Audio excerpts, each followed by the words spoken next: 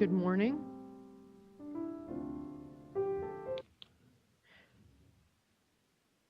I'm Felicia Marcus, Chair of the Board, and today is Tuesday, April 17th, and the meeting's called to order at 9:33.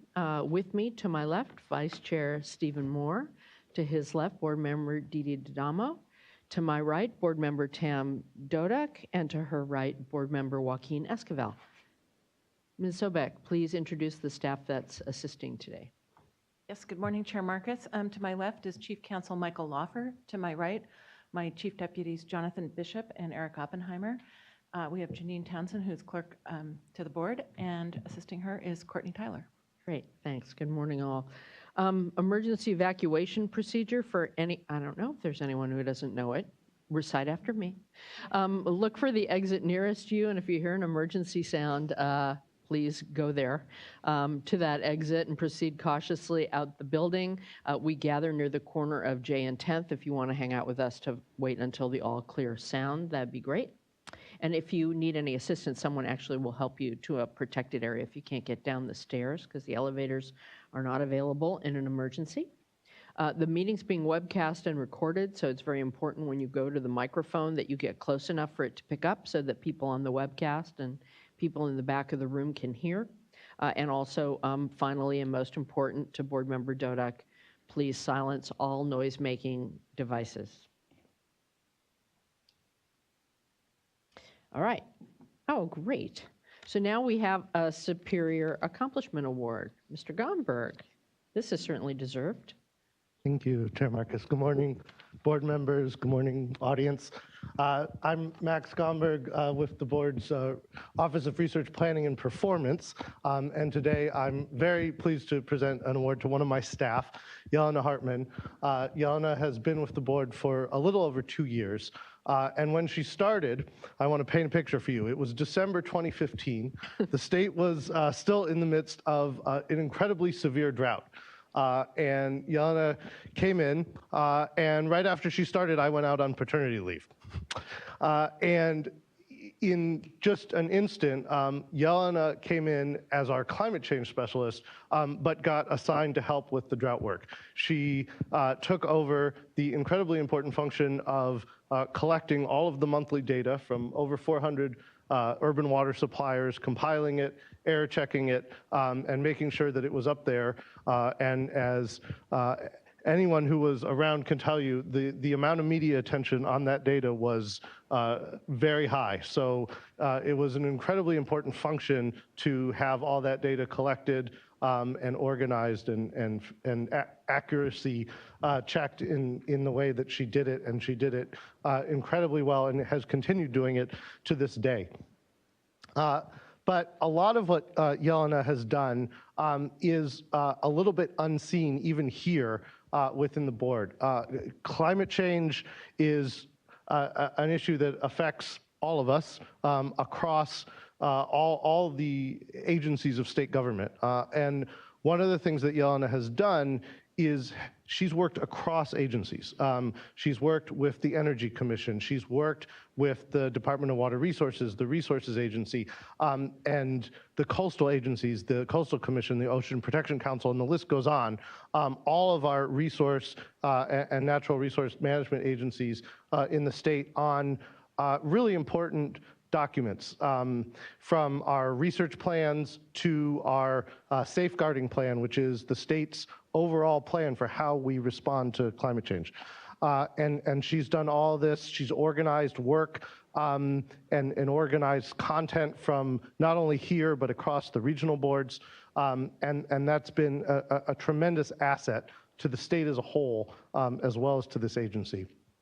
And the last thing I want to mention about what Yelena has done is she helped put together this board's climate change policy.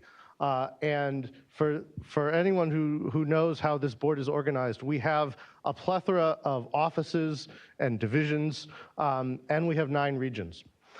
And we met with all of them in the the development of this policy. It was a very long and iterative process with a lot of feedback internally, and she handled it superbly, taking input from different directions, putting it together, drafting, redrafting, having conversations with people, figuring out how to get it right.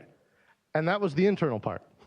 And then came the external stakeholder meetings with water suppliers, with agricultural groups, with NGOs, with cities and counties. And that is a process that we do here at the Water Board a lot. And as anyone who does it knows, it's time intensive. It can be challenging. You've got a lot of different interests. And again, Yelena was able to take all of that and get us to a place where we had a document that has 30 different directives to board staff that really is an incredible template for how we move forward as an agency, not only as the state board, but as 9 regions as well. And so Yelena's contributions to this organization are really extraordinary, and only over the course of 2 years she's been able to do this. So I'm really pleased and honored to present her with a Superior Accomplishment Award today.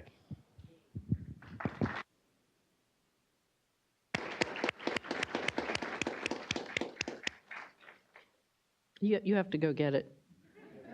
Someone has to give it to me. You don't have to do a song and dance or anything, but you do have to go get it. Do we have it? No? Okay, so we're still gonna... So it's a virtual So it's a presentation. virtual award, imagine. Imagine, but we can still do a picture, right? Even Yes, though we there's no should do a plaque. picture. Great.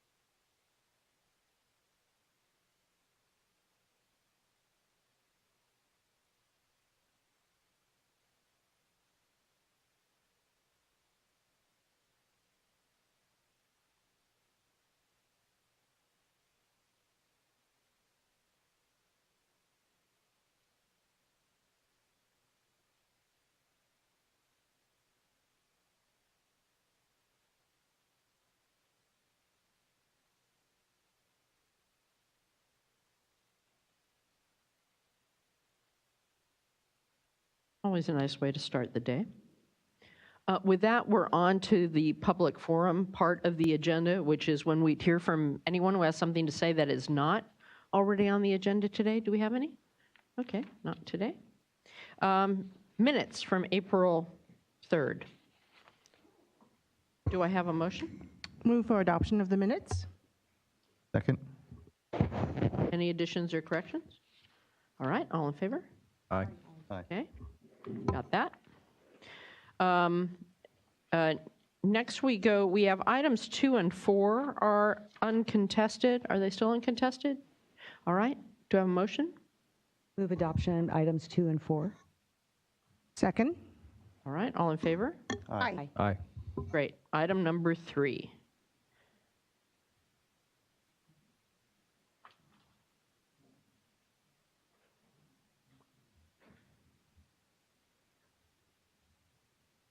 Right.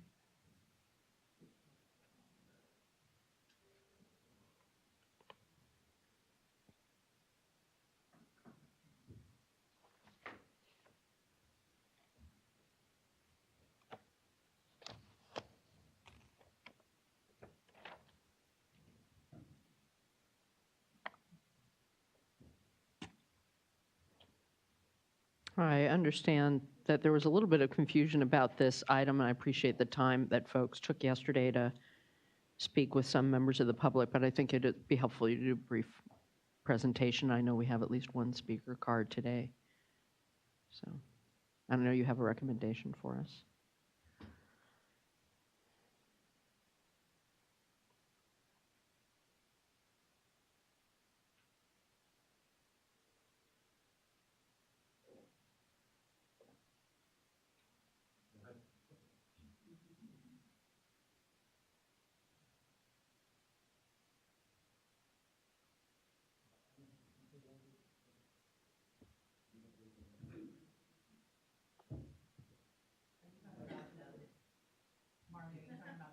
I'm going to wing it.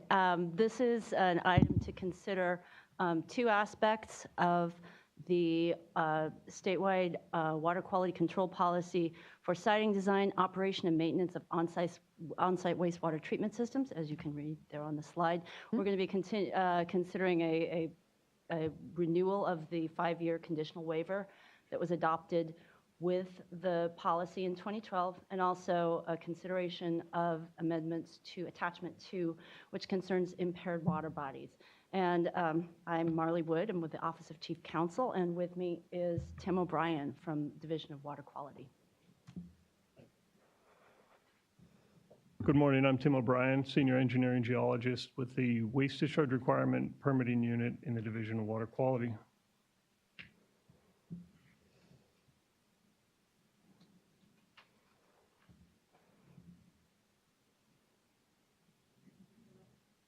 Yeah. There you go. Okay, this is an overview of the organization of the OWTS policy, 14 sections, 3 attachments. There's two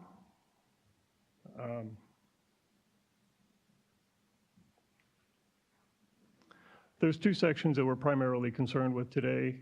The Section 12, which is the conditional waiver, and Attachment 2, which lists the Tier 3 impaired water bodies list.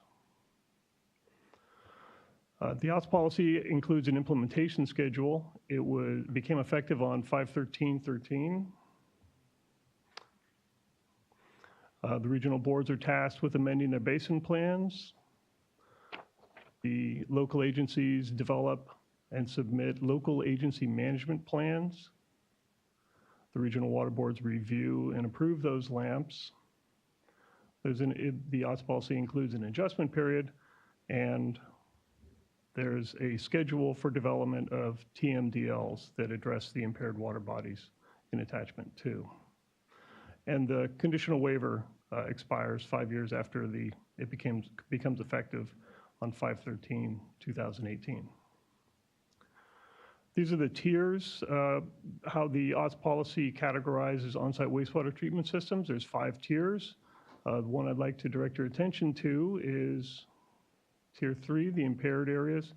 Note that became effective May 13th, 2013, along with Tier 0 and Tier 4. So we're going to talk about the conditional waiver and the TMDL impaired water bodies list, the schedules. So for the conditional waiver, there's been some confusion among commenters about what the conditional waiver does. Basically, Part of it is because it's called a waiver, but that's not unique to this setting. Right. Yeah. It's a common misconception. What the waiver does in the OWTS policy is it waives the requirements for an OWTS owner to submit a report of waste discharge, obtain waste discharge requirements, and pay fees, as long as the activity is consistent with the conditions in the waiver. Now, as I mentioned earlier, the waiver expires on May 13th, 2018. If the waiver isn't renewed, then the permitting responsibility for those OWTS reverts to the regional water boards. It's been estimated that there's 1.2 million OWTS in the state of California. And just for clarity for members of the public, when we talk about on-site wastewater treatment systems, we're talking about septic systems, correct? Well, and then other types of systems, but it includes septic systems. The OWTS policy, the real condition is that the subsurface disposal. There are flow limits for each tier in terms of gallons per day. So it can be a lot more than just septic systems. But the thing is, typically you're right. That's the normally when we're talking about it, it's normally a septic system, but it can be other treatment mechanisms as well. So just to jump in, I mean the mechanism or the framework of the policy set up lower threats could be permitted by the local agencies through their local agency management plans and so on. Without the waiver, that ability goes away and it all has to come back to the water boards for permitting. And so it's on a schedule that would be renewed every 5 years.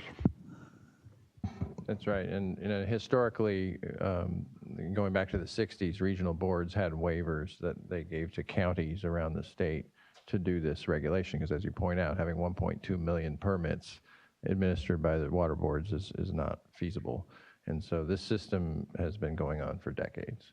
But isn't a piece of it also to set, it's almost like almost like a general permit in a way, to set, if you meet certain standards, you can get into the waiver. It's not a free fall that you don't get, or a free for all that you don't have to do anything. No, that's correct. There are all. I think that's part of the communication challenge we've had. I know you're going to get to it in one of the slides in terms of what the terms are, but if I have one recommendation, that even when we're using the term of arts we use, you should have a cover explanation that goes to what a regular person would think words mean, and just say it in plain English about what it is, because I think otherwise you can waste a lot of people's time and worry, and their airfare and all kinds of things. So across the board, I would like a plain English translation when we're putting anything out. That's always been my thing for 30 years. So I just highly recommend it. I will always suggest it when we get to it, because otherwise you end up with an Emily Latella problem. And if I could just add, for the many decades that Mr. Moore was referring to, waivers were open-ended, they didn't expire, and we had some significant statutory changes around 2000 that limited them in time and forced us to review conditions and create more of what looks now like a general permitting situation. And so we still have the same terminology, but we're approaching it in a much more assiduous way. Exactly. Yeah, and I agree with the chair, in terms of when I read the response to comments, there's a way we could phrase this, I don't have the magic word here, but it has to do with, the legal permitting of these systems. And a waiver is analogous to a permit. There's a way we could say that, and that the public would understand that that's, an acknowledgement, a regulatory hurdle that must be met through Port or Cologne, but make it in plain English. This is a permit. It can be a waiver. It can be waste discharge requirements. It can be part of a general permit.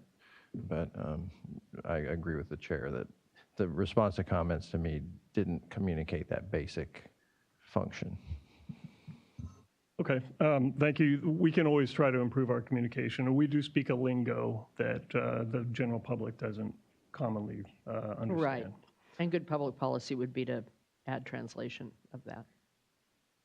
Okay, so getting to attachment 2, that contains the impaired water bodies list. It also includes a schedule for the regional water boards to adopt the TMDLs. And as I had shown on the graphic earlier, it varies from 2014 through 2020. Now, if the regional water board fails to comply with the schedule that's in attachment 2 and doesn't adopt those TMDLs, plus a 2-year grace period, then the conditional waiver expires, and those OWTS have to be permitted by the regional water boards.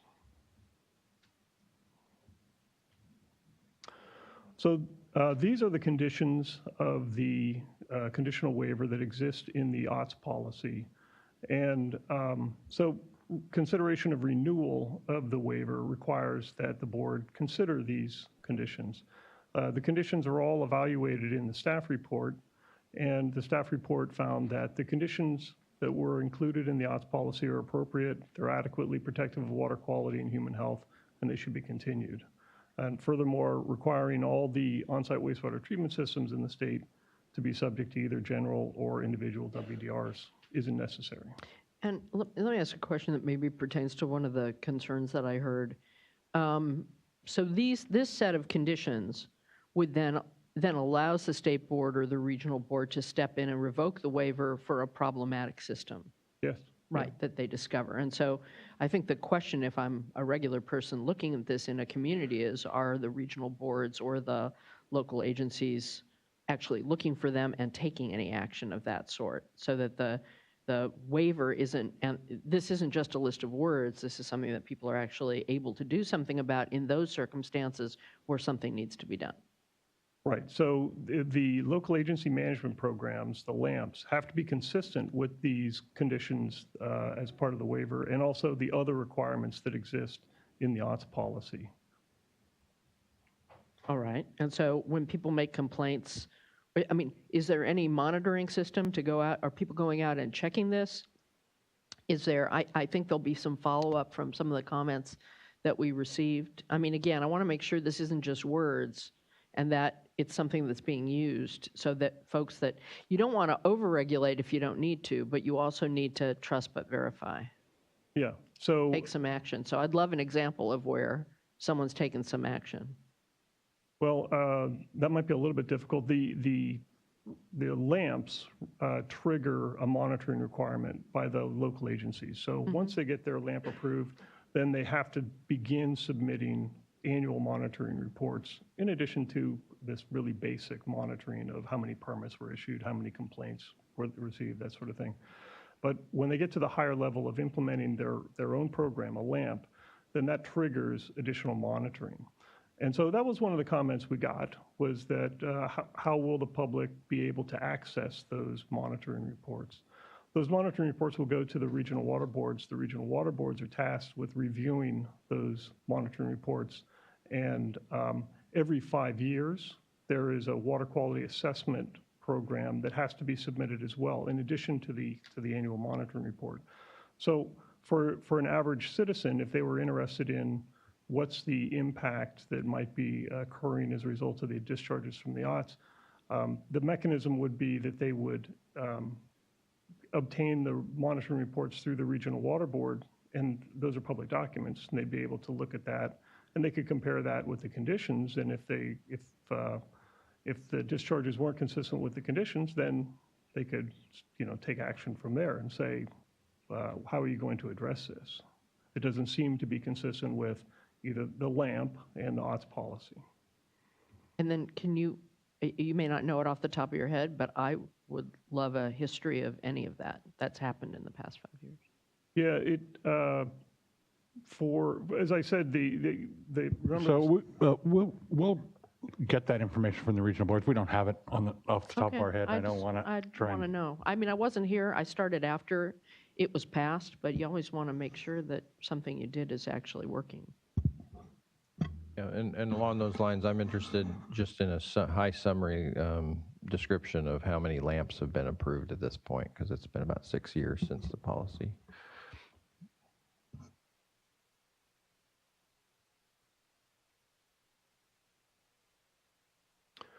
Okay, so the TMDL list amendment, we're referring to attachment 2, tables 5 and 6. Each table, table 5 refers to pathogens, and table 6 refers to nitrogen impaired water bodies.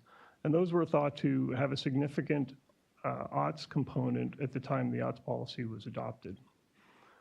As I mentioned earlier, those tables include a schedule for the regional boards to adopt the TMDLs. And since the State Water Board adopted the OWTS policy in June of 2012, the regional water boards have been performing technical studies, collecting data. New information has been developed, and so amendments at this point are appropriate. So this slide is a little bit wrong. It says removal of water bodies. That was our earlier approach. We were going to, in the change sheet, we were recommending that once a water body was addressed, either with an adopted TMDL or a delisting of the water body, that it be removed from the table. But what we're recommending now is that the water body remain on the table, but it be notated so that a reader could go to that and say, I'm interested in a particular water body, look it up on the table and see what's the status of it. Is there a TMDL, was it delisted, or is it still pending? Yeah. And then we have. Is that the change sheet number 1? We're bringing that Yes. stuff back in? Okay. Yes. Just to help folks track the progress. It's a good Yes. idea. Thanks. And then also there's schedule changes proposed, and those are based on delays in obtaining data, revisions to the TMDL scope, or new information on contaminant sources, that sort of thing. We received 2 comment letters on the draft, on the public documents, combined letter from Heal the Ocean, Heal the Bay, and a combined letter from Clean Water Action, Community Water Center, and Leadership Council for Justice and Accountability. The comments generally address the conditional waiver renewal. I mentioned that there's some misunderstanding about that. And then the proposed TMDL amendments. Also, we have received comments about document availability, financial assistance for facility OWTS that don't comply with the policy, and other monitoring issues. We prepared response to comments, and we revised the staff report based on those comments that were received from the public. So we've talked about the conditional waiver already. There was some misunderstanding about what the purpose of it was, and just to restate it, the conditional waiver waives the requirement for an OWTS owner to submit a report of waste discharge, pay fees, and obtain WDRs. I think some of the comments indicated a belief that the waiver would somehow waive requirements that are in the policy, and that is not what the conditional waiver does at all. Waiver requires compliance with the policy conditions, which we discussed earlier, and it also is the formal mechanism by which local agencies are authorized to issue permits for OWTS, consistent with the policy requirements. And waivers expire 5 years after adoption, and renewal would maintain the existing regulatory framework that exists for the OWTS policy and has been implemented for nearly 5 years now. We received a number of comments on the proposed TMDL amendments as well. The comments are shown in blue italic. First comment was TMDL delay risks water quality and public health, should enter into Tier 3 and require an APMP, that's an Advanced Protection Management Program. Remember earlier I said, I asked you to note that Tier 3 was effective immediately upon the policy becoming effective. So that does exist. So for new or replacement OWTS located within those geographic areas, the prescriptive standards of Tier 3 would be required. Another comment was inadequate justification for schedule extensions. We made some substantial additions to the staff report to justify those schedule changes. And the regional water boards, if you were to read the staff report, and you'd see that the regional boards have completed substantial work towards accomplishing those TMDL adoptions. Another comment was AB 85 is law, it should prioritize implementation. And 885 codified certain water code sections. Those water code sections list several tasks, and many of those tasks have been completed or are tasks that were included in the OWTS policy itself. So we believe the schedule extensions are reasonable based on the magnitude of the tasks that the regional water boards face. We got a comment regarding the State Water Board webpage should provide links to county lamps and annual reports, and we're a little bit nervous about that because the lamps are really living documents. They're not static. They get adopted. They can be revised or amended through a process through the Regional Water Board. So if we get the document that's approved, say some number of years ago, we post it on our webpage, then it gets updated at the Regional Water Board and it's neglected to be updated at the State Board webpage, it becomes kind of a situation where someone might access say a stale lamp that maybe isn't the accurate version of what it should be. So the most recent version is always on our web pages? Well, the most recent version are always on the Regional Water Board web pages. Okay. They're the agency tasked with approving the lamps. And also the counties post the lamps on their web pages as well, because lamps really become their septic ordinance or their Right. on-site wastewater treatment system ordinance. So also there was a question about the annual reports, which I mentioned they'll start coming in. I think there's only a couple of local agencies that might have an annual report due this year. It depends on when their lamp was approved. So it'll be next year, and then the following year, we'll start to see quite a few of the annual reports. But those are also available through the regional water boards. They're public documents. And so are we certain then that the lamps that the regional boards have created in these annual reports are on those regional board websites now? Or Fairly certain. It's a topic that we discuss regularly in the WDR roundtable, and so I can make sure that that's an agenda item. We discuss that to be sure that that they're on their web pages. I have pretty high confidence that they are, but I'm not positive. I haven't checked everything. Okay, another comment was we should prioritize technical and financial assistance for septic upgrades for the state revolving fund.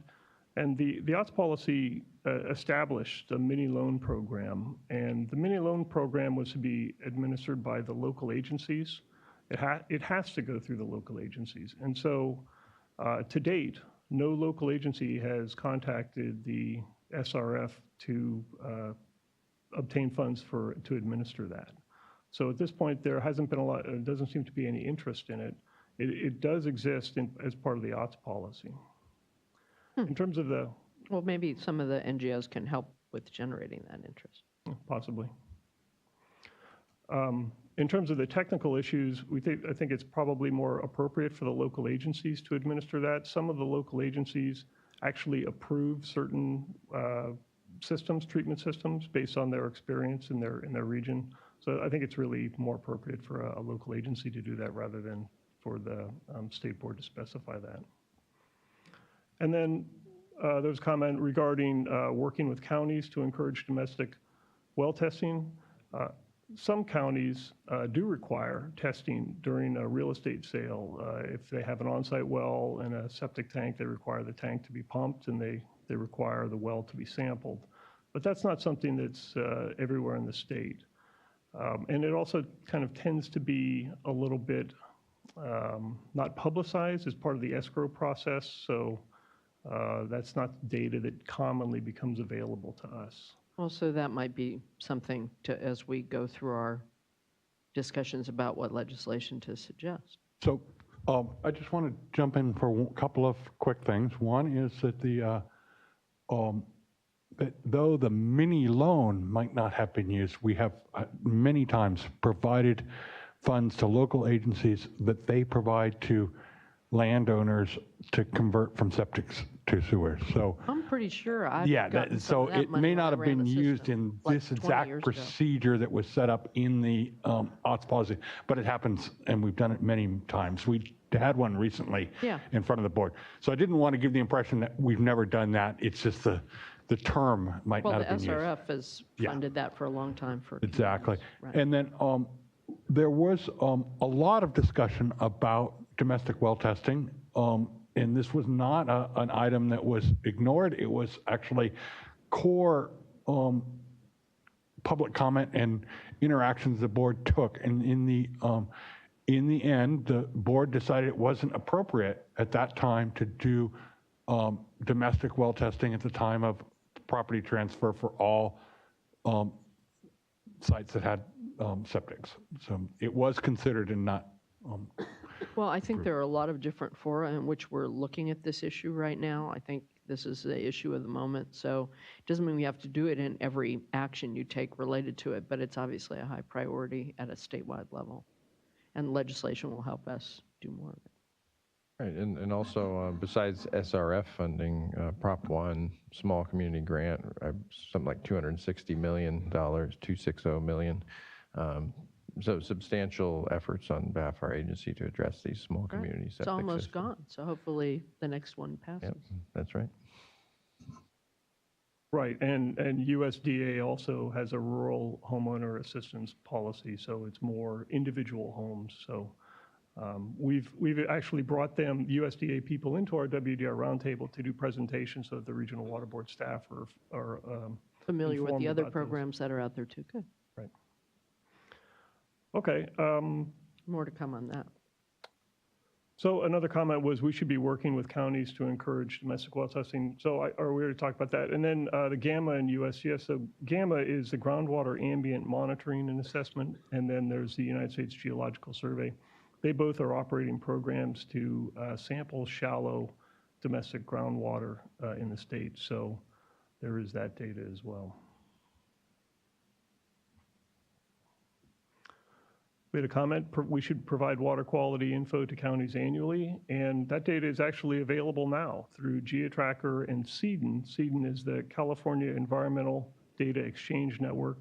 They can go online and download the data right now. They're databases and geographic informational systems. So that's available to them right now. Yeah, we're not complete on this one. I mean, this is sort of something we need funding for and others need funding for, but it's not all in this program, but this is a really high priority. We should make sure you probably have some like cross conversations between the water quality side, the drinking water side, and DFA so that it's a little easier to pull it all together. Mm-hmm. Okay, and then another comment was, a commenter requested that the board limit the waiver duration to less than 5 years due to the limited accomplishments to date. And I'll say that that really is incorrect. I think that the regional water boards have performed the policy issues as we discussed earlier. Attachment 2 lists 68 water bodies, 53 of them with a TMDL due by 2018. And to date, they've adopted 10 TMDLs, delisted 13 water bodies, and they're scheduled for at least 8 more TMDLs in 2018. So a little more than half of what was expected, is that what you're saying? So I can see why someone would say that's limited compared to what they were expecting. Yeah, it's I'm only not saying folks haven't done a lot of work and it's not hard and that we're not understaffed. Don't get me wrong, but half wouldn't have gotten you a very good grade in any class you were in. right. So I just wouldn't oversell it, that's all I'm saying. That's what they got across the finish line at this point. But the staff report also, if you go in and look to see why things haven't been completed or the work that they've done towards accomplishing it, it's pretty substantial work. So we should see a lot in 2019? I would expect so, yeah. That's the right question. Yeah, and thanks to you and this regional board staff for, answering those questions in the response to comments. I think the first round was a little too high level and the more detail was appreciated as far as the actual work that staff are doing. And it is substantial, but sometimes we have to spend a little time working to talk about the work we're doing.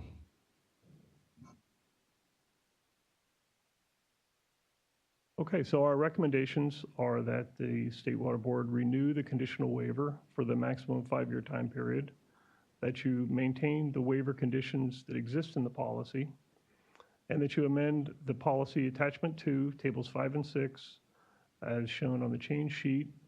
Revised tables are attached to the resolution, but we have a change sheet that modifies that. Incorporate the late changes into the resolution tables. And previously, as I'd mentioned earlier, previously delisted water bodies were identified for removal. Now they're shown on the change sheet, the status of the water body. And then there was another late change addressing implementation that came out of our meetings with the public groups, the NGOs recently. And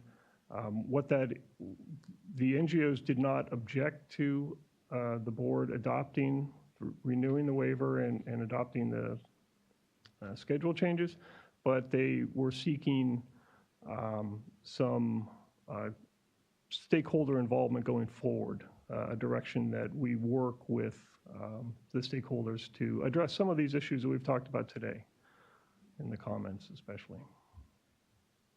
And to that point, I do have some proposed language to add to the resolution when you're ready for that. Great. Why don't you go ahead and put it up before we go to public comment? Go ahead, and I will read it for you. Oh, that's pretty basic, yeah. Okay. There we go. Basically, we just add a new whereas 15, saying the State Water Board has responded to comments received during the public comment period. Number of the comments raised issues regarding policy implementation rather than the proposed waiver renewal and amendments to attachment 2. Renumber the remaining paragraphs in whereas. With a new directive 4, the State Water Board directs staff to engage stakeholder groups who commented during the public comment period regarding issues and questions regarding ongoing policy implementation. Great, and so that engagement may resolve anything and give direction and everybody's fine, or if you need to come back to us, you'll just come back to us if Certainly you hope need we us can. to bless whatever the follow-up is. Why don't we go to public comment unless there's a question before we do? I would just have one comment on the language. Instead of limiting it to those who commented during the public comment period, if you can just add any other interested parties, just in case someone else sees this and comes late to it but wants to engage in the discussion.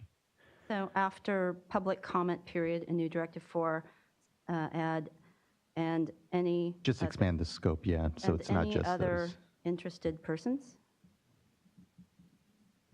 Yeah, I think that works. Add that.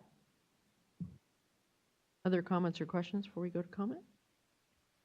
Okay. We have one, Debbie Orris from the Community Water Center. Thanks for coming.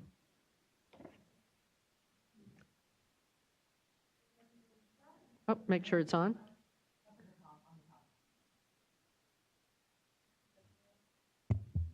Yeah. Morning, board and staff. My name is Debbie Orrs with Community Water Center. I'm also here on behalf of Clean Water Action and Leadership Council for Justice and Accountability. Just wanted to say thank you to staff for continuing to work with us to try and make this a more effective and transparent process. We really do believe that we need more data, we need it more easily accessible, including having those lamps up on the website and pushing for domestic well testing, as I know you understand how important that is to protect drinking water. So thank you. Thanks very much, and thanks for your help and partnership in getting us to do a better job on everything. Really appreciate that. All right. With all of that, I just have the summary final recommendation. This has been my comment for about 30 years, 35 years, is just, I would really appreciate as we do these things to not just think, I know you guys are so good, think about how do I answer the comments and get the paper out the door? I know it's a Myers-Briggs thing, but think about the people commenting, the public that are engaged. We love the people who are engaged with us, and just pick up the phone and call them if you think, as soon as they put their comments in, because it saves a lot of human life force worrying about stuff. And then us being engagement as people with the communities we work with just makes everything go better. So that's my main thing, is that pick up the phone and call. If you have 400, it's hard, so pick the ones to call. But that back and forth conversational engagement with government is what government ought to be. I think sometimes we just get too divorced from it and too worried about getting the paper done. I know that from being a lawyer. It's like that the work on your computer or getting the paper out is the work, but public policy is also picking up the phone and calling people and asking them for advice and changing stuff. So thank you for handling that so well in the past couple of days. My only recommendation is to just do it yourselves earlier. If I may, I mean, those are all very good comments, but I don't want to let this moment pass without acknowledging how far we've come with respect to this issue. As now the longstanding board member who suffered through the trials and tribulation of the development of this policy, including rounds of public meetings at which we were not welcome, let's just put it that way, and the tremendous amount of effort that not only our staff, but all the stakeholders and the regional boards and the local agencies put into developing, first of all, the policy, which was adopted by the board, but also the implementation the past 5 years, recognizing how widespread and complex and numerous systems that we're talking about and the multiple layers of agencies involved. Again, while there is always going to be a growth period as we implement any far-reaching policy and work out the kinks and address issues that still need to be addressed, I don't want to forget, and I certainly want to take a moment and acknowledge all the fine work by the regional boards, by our own staff, by the local agencies, and actually everyone during the past 5 years in implementation, and the fact that we're considering this renewal without a room full of people demanding regional public hearings, I think is a testament of how far we've come in developing this program, but also developing the relationship with all of those who are involved in making this a successful effort. Yes, we have more to do, and yes, more stakeholder engagement is always necessary, as we've learned, but thank you all for the tremendous activity and tremendous effort. And with that, I am happy to move for adoption of this item with the changes noted.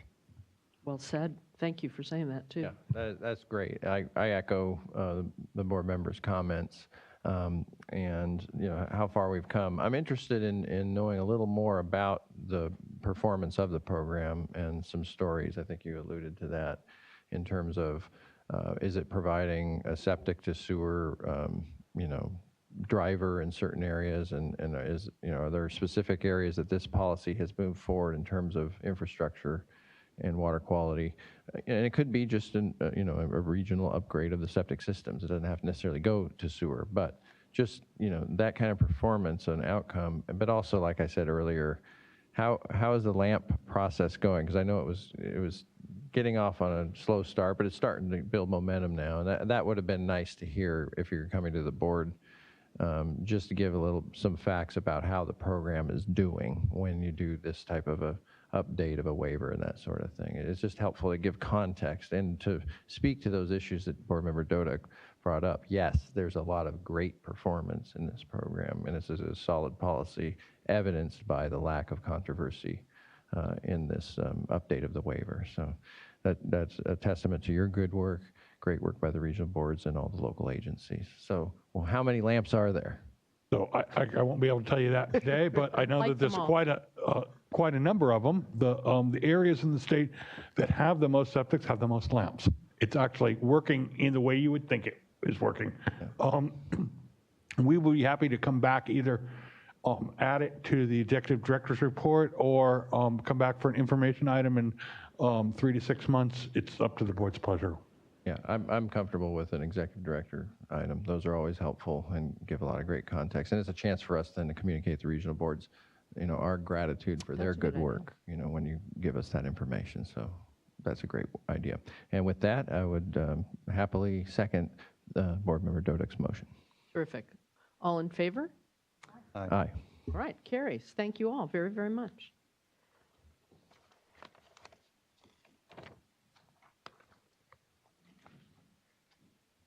I just have a request for the executive director's report on lamps. Maybe when you provide the report, just give an example of a process that's underway so that it can help to put it in greater context of what all is involved in achieving the LAMP.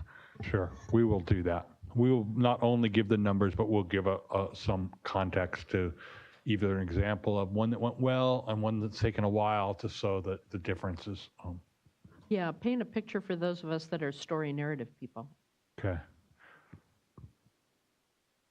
That's right, with charts for everybody else. Thank you. We speak both languages at the Water Board. All right, great. Item number 5. Thanks a lot.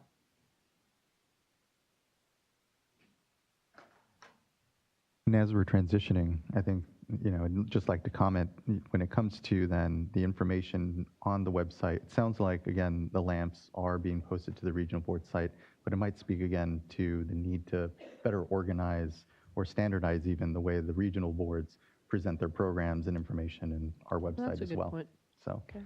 yeah, the easier that site is to navigate, the easier it is to find things like that, and the general public can then better engage. Hi, all. How's it going? Good morning, board members, everyone. My name is Chris Kwan.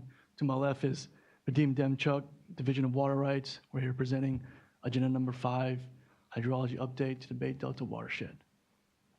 And I'm going to be asking you, you're going to think I'm an idiot. I have a really basic question on the first slide. I'm just telling you. Oh. So for the Northern Sierra, as of last Friday, it is 84% of average, which is a 5% increase from 2 weeks ago. I've been looking at these charts for years, and there's just something I'm having trouble figuring out as I look at it now. So if average is at the 51, how can, it's 51% of what? Because average is supposed to be average, right? So I believe that's 51 inches 51 inches. of precipitation. So when we're looking at, the 37.6, is that saying we're at that many inches? Correct. But for April 1st, and 51 is for October 1st. Right, but then here we are, if you look at the blue is supposed to be average, this is higher than 37% of the average shown on this chart. It's 37 inches. So Okay, yes, it should so be we're higher. closer to average. Yes. 40, well, It's 84% of average. so it's 84% of average. Okay, the top. sorry. I don't know why that was throwing me off yesterday when I looked at it. Thank you. That makes more sense.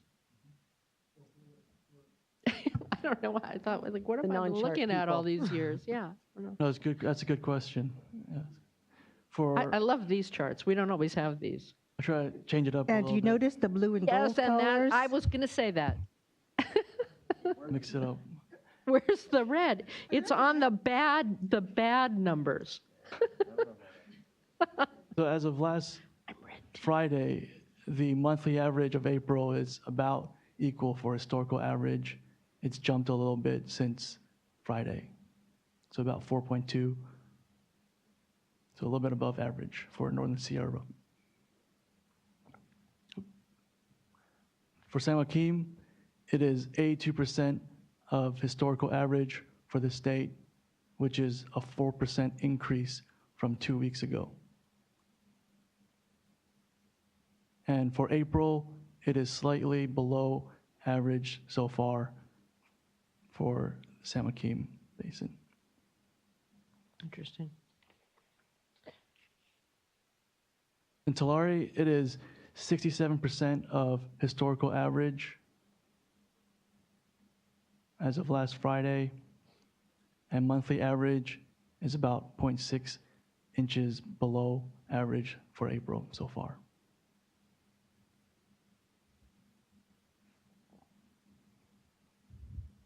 Snow water content in the north is 35% of historical average.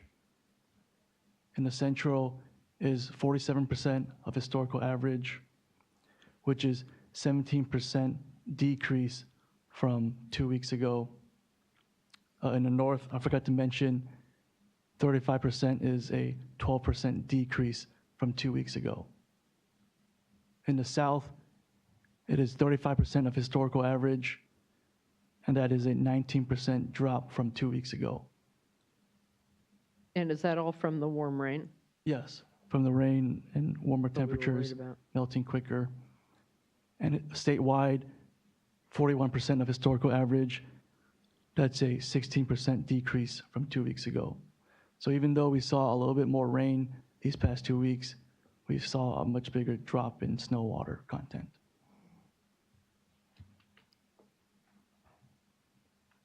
For our reservoirs, Trinity is 98% of historical average. Oroville is 81% of historical average. Lake Paris is 84% of historical average.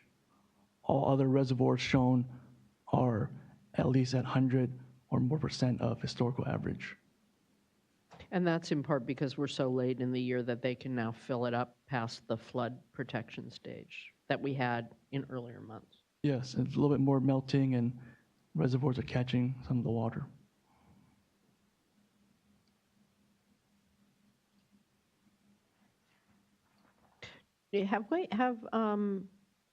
Based on the way it's calculated, it's good that we have the stuff in storage. We've gotten a mix of snow and rain, including the warm rain, unfortunately, but I'll take rain over what we had in the drought. Do we know what this year is going to be classified, or does that happen later? It's been classified as dry. It'll be dry? Or will it be below normal? Or below normal. That would have been my guess. All right. Yeah, we're still not sure.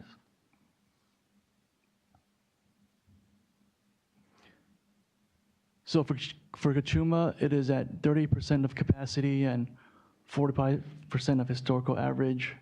Chair Marcus, a couple of weeks ago, you asked about why does Kachuma always seem relatively low compared to the other reservoirs.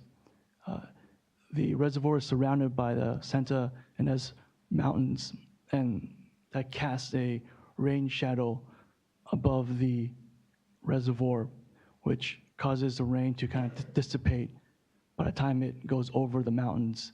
So that blocks a lot of the water that goes into the watershed, which might explain why before the wet water year 2017, in December 2016, the capacity of the reservoir is 8%. And even after the record water year, the max peak was at 48% in April and May. So even with all the rain, it peaked at 48%, and it has been declining ever since. So maybe that geography of the reservoir prevented much of the benefits of the wet water year. But they have a state contract, state water project contract. I don't recall, the portfolio, what percentage. It's about of 1/3 of the percentage for a state water project, but I think they use some of that, but there's still some that hasn't really refilled it. There are also 2 reservoirs upstream of Kachuma. Were they empty and had to fill as well, or does that have any? They weren't as impacted because the mountains surround Kachuma more on all 3 sides, except for the west. So maybe they're impacted more compared to the other reservoirs. Yeah. Thank you for putting all those numbers. That's helpful. Of course. For Diamond Valley, there's no change from 2 weeks ago. It's at 89% of capacity. San Luis is 103% of historical average, which is a 7% increase from 2 weeks ago.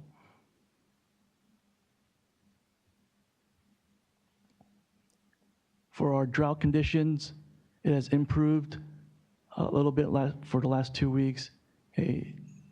Only 66% of the state is considered dry or in drought conditions, compared to 77% 2 weeks ago, thanks to the rain, atmospheric river.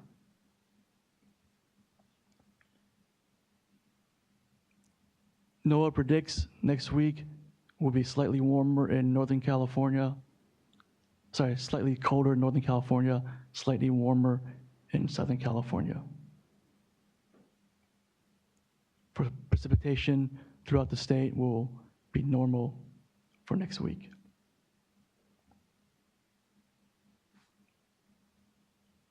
With that, we'll end our presentation and happy to take any questions if you have any. Questions? Great, thank you, as always. I know we always want to blow the doors off on this stuff, but it's better than the drought. Just keep reminding yourselves, better than the drought. All right, great. Item number 6 is our annual report from the Statewide Advisory Committee on Cooling Water Intakes. I have to say it very fast.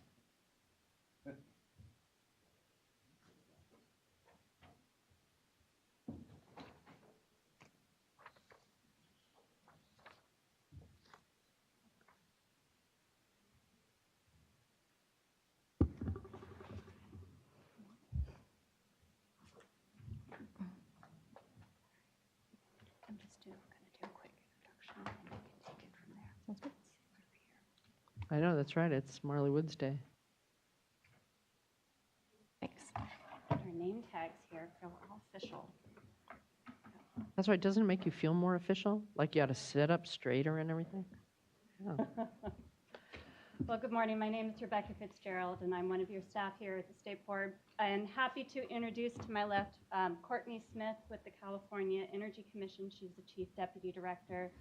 And here on behalf of Drew Bowen, who's one of our members of the Statewide Advisory Committee of Cooling Water Intake Structures, to give an update on our 2018 progress report in association with our once-through cooling policy.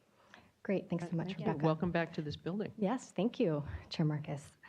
Chair Marcus, members of the board, I'm here today, as Rebecca mentioned, to provide an overview to you of our report to the State Water Resources Control Board, prepared by the Statewide Advisory Committee on Cooling Water Intake Structures, which I'm going to refer to as SACWIS. By way of history, the State Water Board's once-through cooling policy established the SACWIS Advisory Committee, specifically to advise the board on the implementation of the once-through cooling policy to ensure that the established implementation schedule does not negatively impact the reliability of California's electricity supply. So the SACWIS is comprised of representatives of several state agencies, including the California Energy Commission, the California Public Utilities Commission, the California Air Resources Board, the California Independent System Operator Corporation, as well as the State Water Board.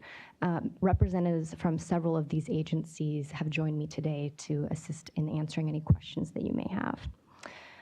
So the SACWIS issues a report each year to the board that summarizes the state of California's electrical grid reliability needs, and as appropriate, recommends potential modifications to the implementation schedule for fossil fuel power plants, if necessary, in order to maintain our electricity reliability needs. This 2018 report was adopted by the SACWIS Advisory Board on March 5th. So this report actually focuses on power generating facilities specifically located within the California Independent System Operator Balancing Authority. It does not focus specifically on facilities owned or operated by the Los Angeles Department of Water and Power, as their implementation dates were reviewed and modified separately by the State Water Board in July of 2011. However, I will relay an update from LADWP on their status. So I'm going to jump right to it. The main conclusion from the 2018 report is that at this time, the SACWIS Advisory Committee does not recommend any changes be made to the once-through cooling policy implementation schedule in order to address reliability needs. As I will go through in a little bit more detail later on, several agencies are continuously involved in assessing and ensuring California's electricity reliability needs are met with sufficient resources and transmission, including the needs that result from the retirement of power plants in order to comply with the once-through cooling policy. Generally speaking, in terms of responsibilities, the CPUC is responsible for authorizing resource procurement by investor-owned utilities.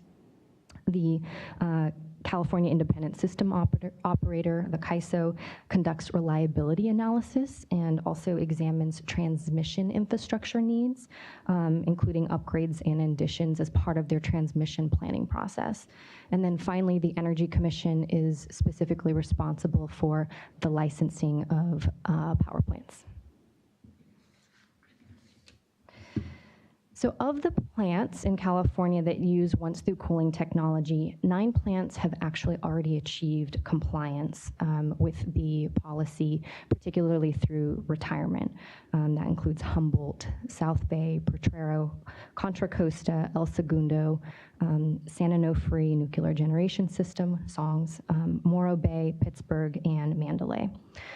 6 plants are on track to meet their implementation schedule, and I will give you an update on those in a minute. And then 3 plants are actually being repowered, and those repowering projects are under construction as we speak. Lastly, there's 1 plant that has announced a plan to retire. This specifically refers to Pacific Gas and Electric's plan to retire Diablo Canyon Nuclear Facility at the end of its NRC license, its Nuclear Regulatory Committee license, which actually is in 2025. So the settlement agreement authorized by the CPUC for its retirement actually allows the units to operate until the end of their NRC license. For one of the units, that's 2024, which actually coincides with the OTC implementation date for that unit. But Unit 2, its NRC license date actually runs until 2025, a year after the compliance deadline. So as such, this particular unit may require monitoring and potential modification in the future.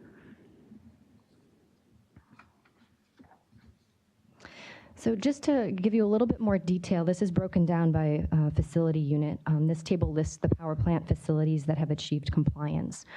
The only change since last year's update is that Mandalay Units 1 and 2 retired a few months ago. So as you can see, the facilities have, we've had facilities retire every year since 2010. And this phased approach really minimizes potential reliability impacts from the loss of capacity that comes from retiring these facilities. Just to remind everyone of context, because it'll come up later in the presentation, one of the facility retirements that is worth mentioning is the 2003 closure of SONGS, the San Onofre nuclear power generating system. The unexpected closure of this facility has serious implications for reliability, particularly in the Southern California region. So a significant amount of effort among the agencies, utilities, and others has been made in order to address the reliability, and they continue to be made in order to address the reliability concerns in this area. And this is actually reflected in the analysis and the recommendation that's made by the SACWIS Advisory Committee. And this is a list of the facilities and their units that have future once-through cooling implementation dates. And I'm actually going to go through and just give a brief individual status update for these in a moment. So while assessing the impacts of the once-through cooling policy fleet on ocean and estuarine impingement and entrailment is actually beyond the scope of the SACWIS's responsibility, the SACWIS did actually look at the impact of the policy on water flow rates, which can be a rough indicator for the environmental impact of the policy. So the two upper lines here actually show the design flow rate of the power plant fleet included within the policy that was adopted in 2010. The uppermost blue line is based on the design flow rates based on the board's compliance schedule. The green line is based on design flow rates that actually are based on actual retirements and those that are anticipated based on owner actions and proposals. So you can see there's quite a bit of a difference, and that's largely due to the early retirement of the SONGS power plant. The red line is an estimate of actual flows from the OTC fleet. So the estimate of actual flows is much lower than the aggregate design flow rate lines because virtually all of the fossil fuel OTC facilities are actually operating with annual capacity factors that are far below what the permit expectations are. They're basically not being drawn upon to their fullest capacity.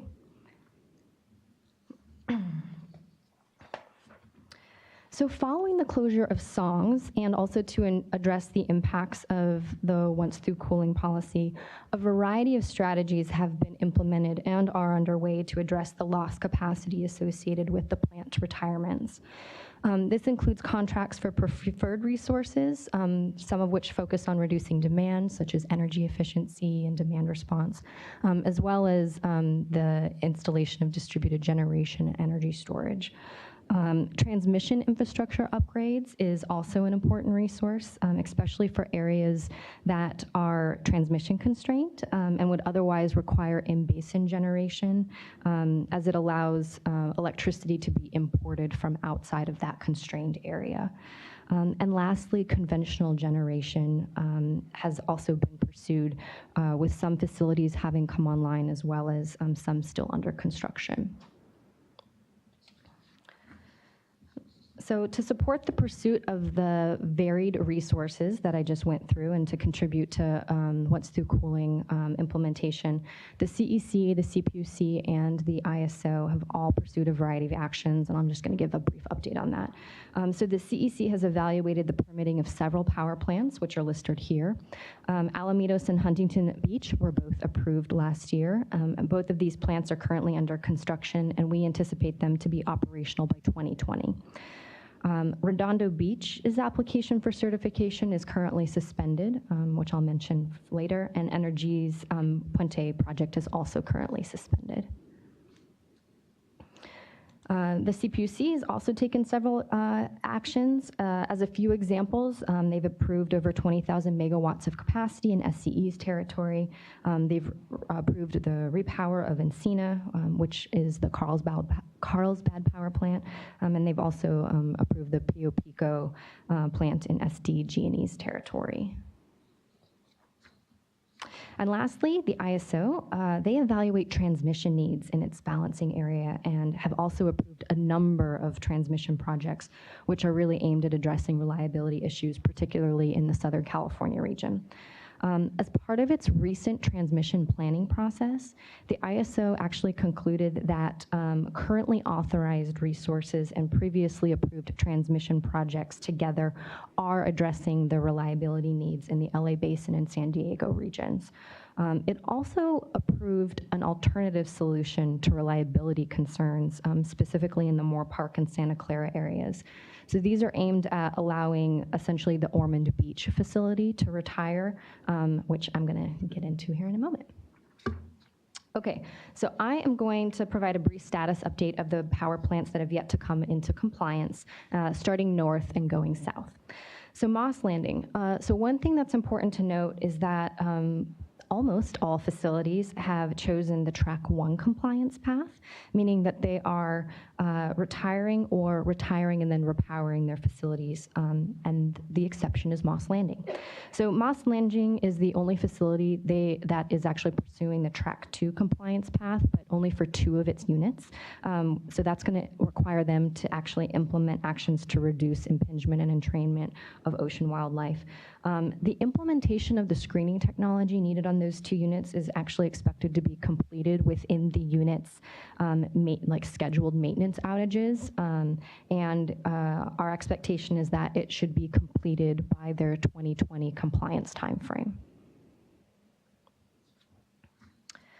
So Ormond Beach. Okay, so to address the lost capacity associated with the expected retirement of Ormond Beach, the CPUC originally authorized procurement of between 250 and 290 megawatts of generation in order to replace Ormond Beach. In response, Edison contracted for procurement from the Puente Power Plant. However, as I mentioned earlier, the Puente Power Plant's application for certification is currently suspended. The ISO has approved an alternative solution to replacing the lost capacity from Ormond Beach and no longer having Puente for certain. And so that solution includes both a transmission project, which actually was approved by the ISO back in March, as well as the procurement of additional preferred resources, which Edison is pursuing. There may, however, be a need to monitor Ormond. Ormond Power Plant is owned by Genin, which is a subsidiary of NRG that has filed for bankruptcy. So driven by this bankruptcy, in February, Ormond informed the CPUC and the ISO of their desire to retire early at the end of this year. So the ISO is currently evaluating this retirement and its impact on the local area, as they'll need to approve the retirement or decide if it's critical to reliability in that area and require its operation until alternatives are deployed. Okay, so continuing south, the next plants I'll provide an update are located within 2 key local capacity areas, the Los Angeles Basin and San Diego. So in 2015, the Energy Commission approved the repower facility for Encina, which is the Carlsbad Energy Center. As you may recall, delays in the construction of Carlsbad led the State Water Board to extend the compliance date of Encina by 1 year to the end of 2018, as the new power plant has to be operational before the old one can be retired. So the main point here is that Carlsbad is approximately a little under 80% complete in its construction, and we believe it's on track to be completely constructed by the end of this year. So as a result, the SACWIS is confident that the construction progress on Carlsbad will enable Encina to retire by its 2018 timeframe. The original proposed plan for Redondo Beach was actually a repower. However, no power purchase agreement had been obtained, indicating that the plant perhaps was not needed. So the application for certification has been in suspension since 2015. The plant is on track to retire by 2020, which is its scheduled implementation date. And in fact, ASC, the plant owner, is actually working with the city of Redondo Beach on a redevelopment plan for the site.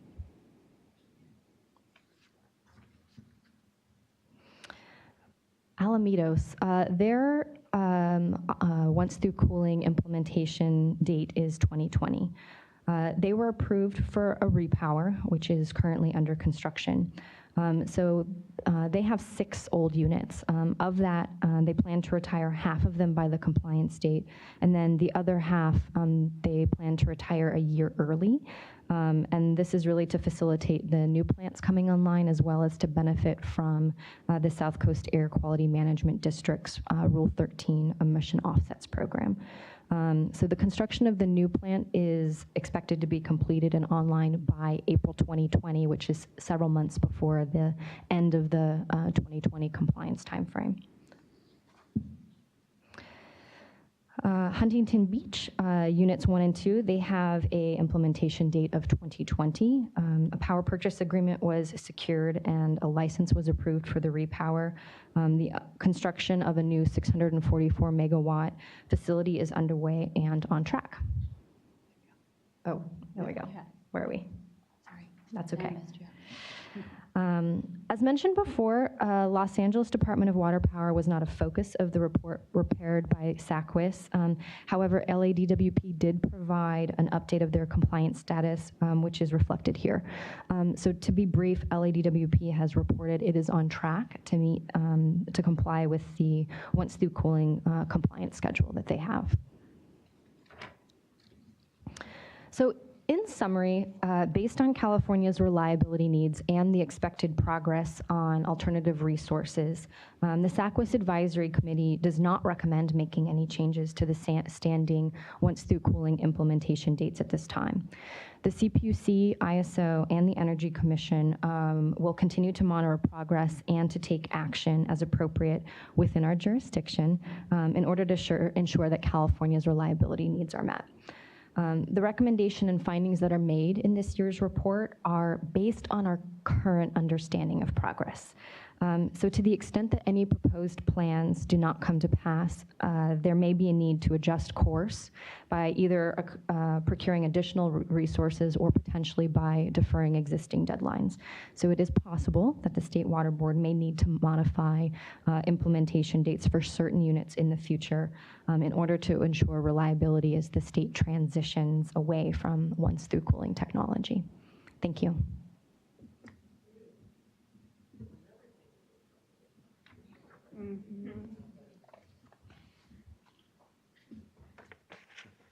Any comments or? Please go ahead. Just thank you to the multi-agency effort, and it continues to be a real bright spot, you know, in our overall program and our collaborative work with the agencies. And I always look forward to the report. It's done with the right level of detail to answer some key questions. And just thanks to everyone for you know, their pursuit of timely effort, you know, timely implementation to achieve compliance. I mean, it's easier Easier said than done. That's It's definitely even not true. even that And- easy to say. And there are So- many obstacles that we've seen that folks have overcome. But also, you know, the Encina, you know, we made an exception, tight timeline, 1 year, and it appears that that's going to be met, and that's another good news that we're not it doesn't go past us. When you talk about a case like, you know, in the area with Mandalay and Ormond Beach, this is just more to bring it to the layperson's understanding of this, but you mentioned, you know, preferred resources are available. I guess transmission projects are on the table too. Absolutely. And so this is really to communicate what we're seeing is getting away from fossil fuels and developing renewable energy resources. This is penciling out. This is in an area like where Ormond Beach was slated to go in 2020. Now they're considering seriously a more rapid retirement plan. Yeah, I think what we're seeing, particularly, you know, in the context of Southern California, you know, one thing I didn't mention also is the closure of Aliso Canyon natural gas reservoir, which also has reliability concerns as well. So I think it has accelerated the implementation of a lot of the resources that we want to see, including renewable energy generation. You know, energy storage is another really great example. You know, with Aliso Canyon, that really accelerated, for instance, Southern California Edison implementation of a large-scale energy storage facility. So they actually had requested and received approval from the CPUC in order to implement that early. So I think what we're seeing is both as costs come down, particularly for renewables, right? Like solar and wind, that's the cheapest energy that you can get today. So I think absolutely it's penciling out. There's still, however, some technologies that costs are prohibitive. Storage is one of them, but I think we're seeing a lot of the need that area has driving its accelerated implementation. So, thank you for that answer. It's very comprehensive. So once again, thanks to the SACWIS group and your excellent presentation and staff here staying on this and just a great time to celebrate a successful policy initiative. Who would have thunk? Yeah, it's amazing to have the energy agencies and the CalSIO here every year talking about how this is working. There was a lot of concern at the beginning that this was going to bring grid reliability and bring down our grid repeatedly. And, this work has shown that now it's pretty routine every year, and these things are moving along and nobody's too concerned, which is a nice change. Yeah, this is multi-objective infrastructure planning, in action. And I just want to thank everyone for the partnership and the good faith in working on this, because we share your objectives too. great, thank you. Terrific. Thank you very, very much. Right. Item number 7 is board member reports. Look at my calendar. What?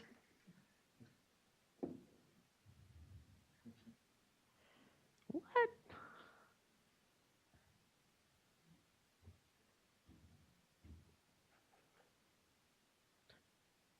Who would like to start? Water fix, right. Water fix. Anything? Okay, 2 things. Well, I look and see what I did the last 2 weeks in case I forgot something. On Friday, April 6th, the clerk's busy right now, so. All right, let's wait a second. We can let the room clear out too as a result.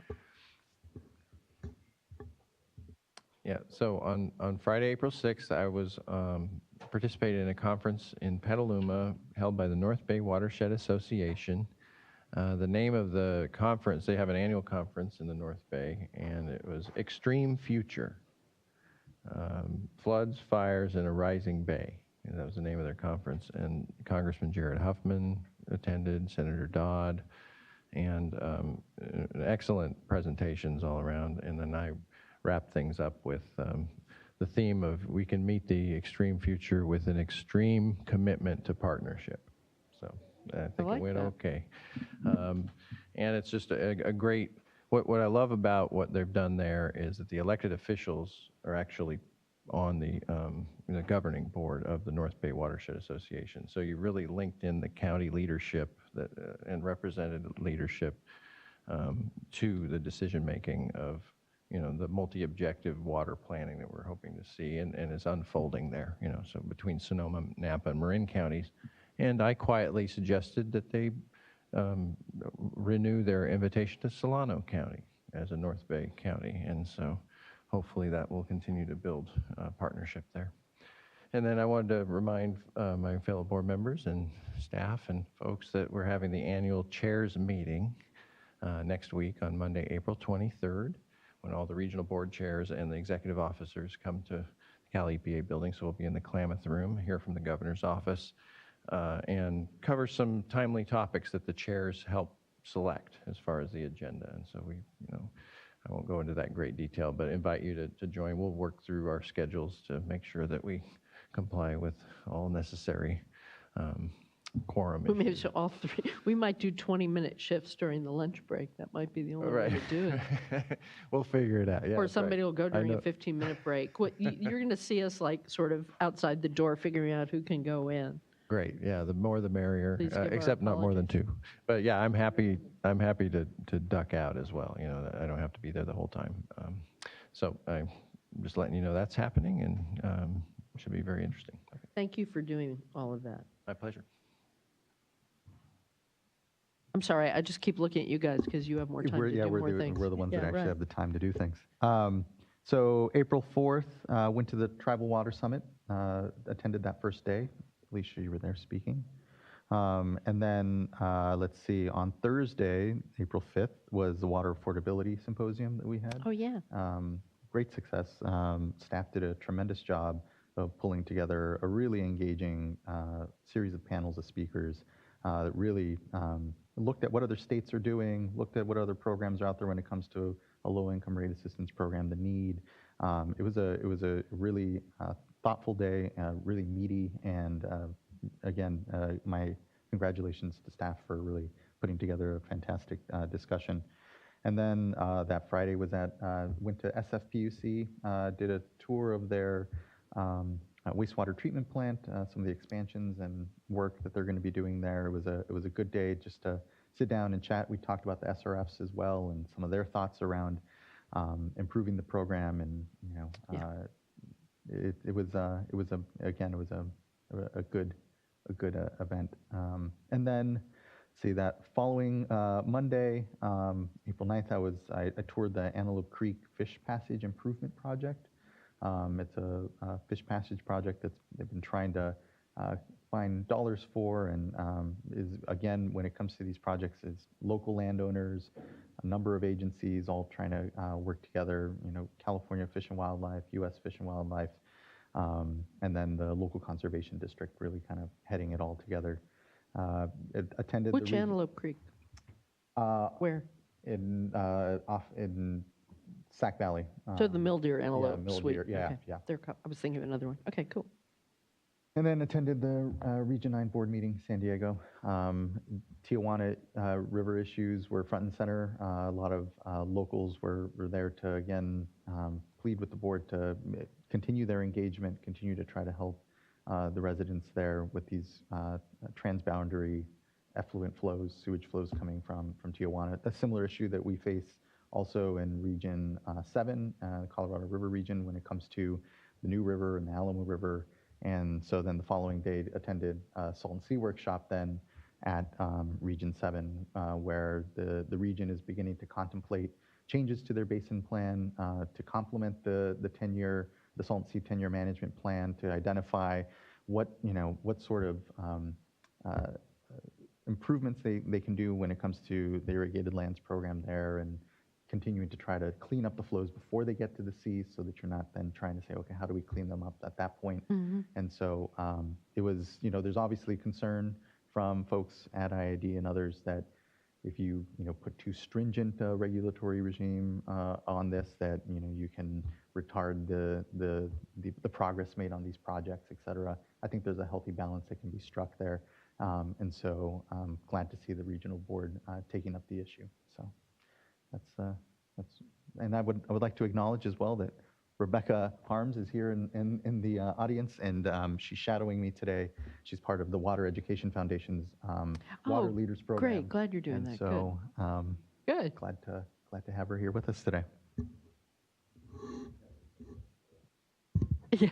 Hi. Yeah, hi. can we get the camera open? Anything? Just water fix.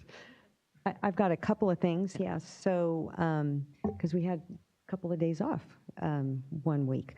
So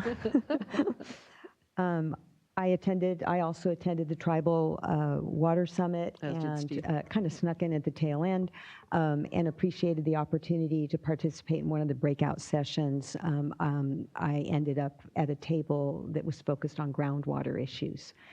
And I kind of felt like my old days as a congressional staffer, because it was much more case-specific, and took some notes for follow-up, and we can chat about that later as well on follow-up. No, I was pleased you were sitting at that table. You had sort of some of my key follow-up items too, so that's good. Yeah, good. That was good. So, and then I participated in the Ann Schneider lecture series, and the topic this year was Maurice Hall and Kevin O'Brien talking about whether or not we can successfully integrate surface and groundwater. And I found I was supposed to ask questions. I just was only able to ask a few because their dialogue was just fantastic. It was a different type of lecture. Each one did a presentation, and then they both came up again and had a dialogue focusing on a hypothetical situation where running through an adjudication versus a collaborative, creative approach with a project, a physical solution. I was going to say. Yeah, with a groundwater recharge type project. And so the discussion was, I think, very enlightening, and I think it was a good format, kind of, changing it up.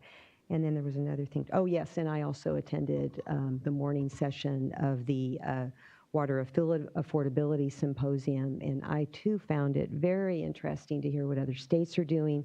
There was also, the first panel that we had was, a think tank and an academic looking at how to assess sort of the cutoff on affordability. There's a lot of different approaches. Some of them are really interesting. I took a lot of notes, but it can get pretty complicated.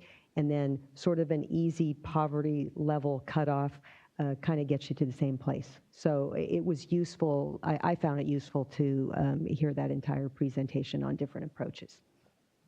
That's great. Yeah, it was a busy week for things. I appreciated how many came to the Tribal Summit. I was sorry to miss the Schneider lecture because I look forward to it every year, but the fact that you were going to be moderating the questions sort of made it even worse that I wasn't able to go, but I needed to stay. And it was great to stay with the tribal leaders through the dinner and have the continuity for the 2 days, but also people did notice how many people came by and all of that. So I think that was good. It was a productive Tribal Summit. I realize I still have to download my whole list and compare notes with Gita to make sure we all have the same follow-ups from the Tribal Summit. But I did want to thank also staff for coming because we had a really good showing and we're able to actually respond to a lot of things and get some really, I think, helpful to-dos that we can, in fact, do. So I had a lot of very useful conversations on the side with tribal leaders. So that was, as always, very, very rewarding. So that was all really great. I do have a question, though, on the, is the Schneider lecture, did they tape it? Okay, so I can watch it. How about the Affordability Symposium, which I was also sorry to miss, but I just had to, the leader-to-leader title thing is very important. That was taped too, yeah. It's available on It's available, it's so, available online. okay. So I can catch up on that. That would be great. Great, okay. Well, good. If nothing else, let's move on to the Executive Director's Report, and I will admit at the outset that this week I haven't read it yet, so I'll read it later today and just ask you any questions I may have. Anything? Anything you want to highlight? These are useful, so. Critical. Yeah, no, I just keep wanting to remind people because the folks who help put it together for you need to know that sometimes the fact that we don't say anything doesn't mean it wasn't useful. We don't need to say anything because it's in there. Is there anything that you want to add? All right. So this week we're now going to recess into closed session on the water fix item. That is correct. And the only question I have is how much time you would like to get staff down here and for you all to take any necessary breaks. I don't know what people's schedule is. If you want to go grab your lunch, we can wait till 11:30, or we can go ahead and just do it in 10 minutes, whatever. 11:30 or 11:15. What's your 11:15? Okay, see you at 11:15.